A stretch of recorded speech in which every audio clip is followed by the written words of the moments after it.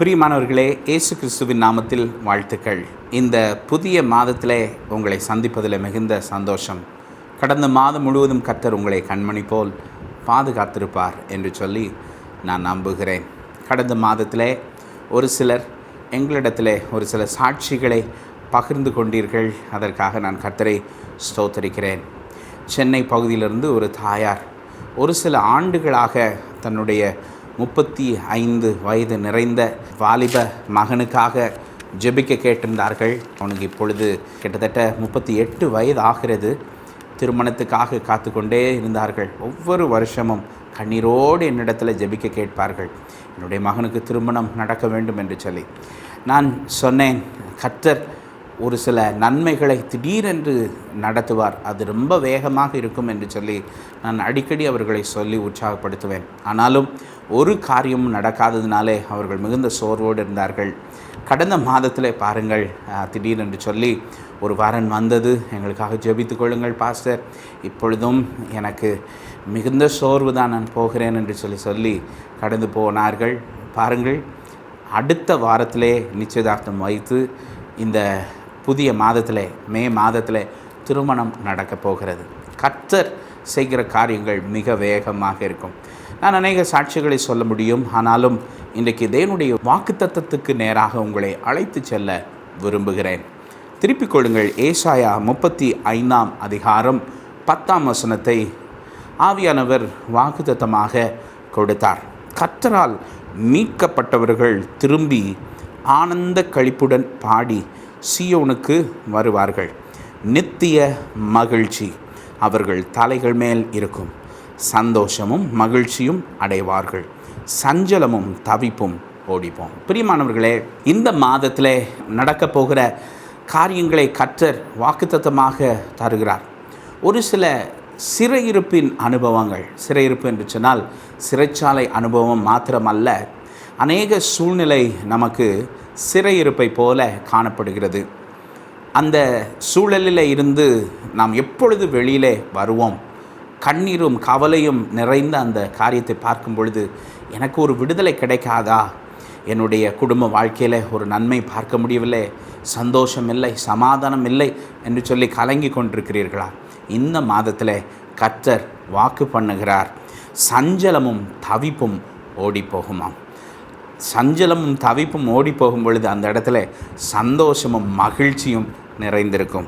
இங்கே 3 காரியம் இந்த மாதத்தில் கர்த்தர் செய்து முடிப்பேன் என்று சொல்லி வாக்கு பண்ணுகிறார். கர்த்தரால் மீட்கப்பட்டவர்கள் திரும்பி ஆனந்த களிப்புடன் பாடி சீயோனுக்கு வருவார்கள். முதலாவதாக திரும்புகிற அனுபவம். ஒரு சில போராட்டங்களில் இருந்து எப்பொழுது எனக்கு ஒரு திருப்பு முனை ஏற்படும் என்று சொல்லி நீங்கள் கலங்கி கொண்டிருக்கலாம். கடன் பிரச்சனை, ஒருவேளை கடன் பிரச்சனை நிமித்தம் ஒவ்வொரு மாதமும் இந்த முதல் தேதி வந்தாலே ஒரு விதமான பயம், இந்த மாதத்தை எப்படி கடக்க போகிறேனோ என்கின்ற ஒரு பயம். அப்போது ஒரு சில கேள்வி நமக்குள்ளே இருக்கும், எனக்கு எப்பொழுது திருப்பு முனை வரும்? அதே போல் ஒவ்வொரு மாதம் வரும்பொழுது திருமணமாகாதவர்கள், அதே போல் ஒவ்வொரு மாதம் வரும்பொழுதும் திருமணமாகி குழந்தை ஆசீர்வாதம் இல்லாதவர்களுக்கு என்னுடைய வாழ்க்கையில் எப்பொழுது திருப்பு முனை ஏற்படும் என்று சொல்லி நீங்கள் கலங்கி கொண்டிருக்கிறதை கர்த்தர் அறிந்திருக்கிறார். இந்த வசனம் சொல்லுகிறது, கர்த்தரால் மீட்கப்பட்டவர்கள். முதல்ல நீங்கள் கர்த்தரால் மீட்கப்பட்டவர்கள் என்பதை நீங்கள் அறிந்து கொள்ள வேண்டும். உங்களுக்கு ஒரு திருப்பு முனை உண்டு. அப்படி வரும் பொழுது அங்கே ஆனந்த களிப்புடன் சீயோனுக்கு வருவார்கள். சீயோன் என்று சொன்னால் தேவனுடைய வாக்கு தத்தம். ஹல்லேலூயா. இன்றைக்கு நீங்கள் வாக்கு தத்தத்துக்குள்ளே நீங்கள் கடந்து வருகிற மாதமாக இந்த மே மாதம் உங்களுடைய வாழ்க்கையிலே அமையப்போகிறது. 2வதாக நித்திய மகிழ்ச்சி அவர்கள் தலையின் மேல் இருக்கும். பிரியமானவர்களே, நம்முடைய தலையில் உலக பிரகாரமாக சொல்லணும்னு சொன்னால், என் வாழ்க்கையில் என் தலையில் ஒரு பெரிய பாரம் இருக்கிறது. என் மகனை குறித்ததான பாரம், என்னுடைய குடும்பத்தை குறித்ததான பாரம், கணவனை குறித்ததான பாரம், வியாதியை குறித்ததான பாரம், தலையில் அநேக பாரங்களை சுமந்து கொண்டிருக்கிறீர்கள். ஆனால் அதே தலையில் இந்த மாதத்தில் ஆண்டவர் சொல்லுகிறார், நித்திய மகிழ்ச்சி அவர்கள் தலையின் மேல் இருக்கும். இப்போ பிரச்சனை எல்லாமே உலகத்தில் என்ன தெரியுமா? தலையில் தான் ஆரம்பிக்கிறது. நம்முடைய சிந்தனை நமக்கு எதிராக செயல்படும் பொழுது தூக்கத்தை இழந்து போய் எத்தனையோ பேர் அலைந்து திரிந்து கொண்டிருக்கிறார்கள். அநேகம் பேருக்கு ஒரு நல்ல தூக்கம் இல்லை. ஏனென்று சொன்னால் தலையின் மேலே சந்தோஷம் மகிழ்ச்சி இல்லை. சந்தோஷம் மகிழ்ச்சி இருந்தால் நிம்மதியான தூக்கம் இருக்கும். பிரியமானவர்களே, நீங்கள் கர்த்தரால் மீட்கப்பட்டவர்களாய் இருக்கிறபடியினாலே உங்களுடைய தலையின் மேலே சந்தோஷமும் மகிழ்ச்சியும் இருக்கும். விசேஷமாக நித்திய மகிழ்ச்சி.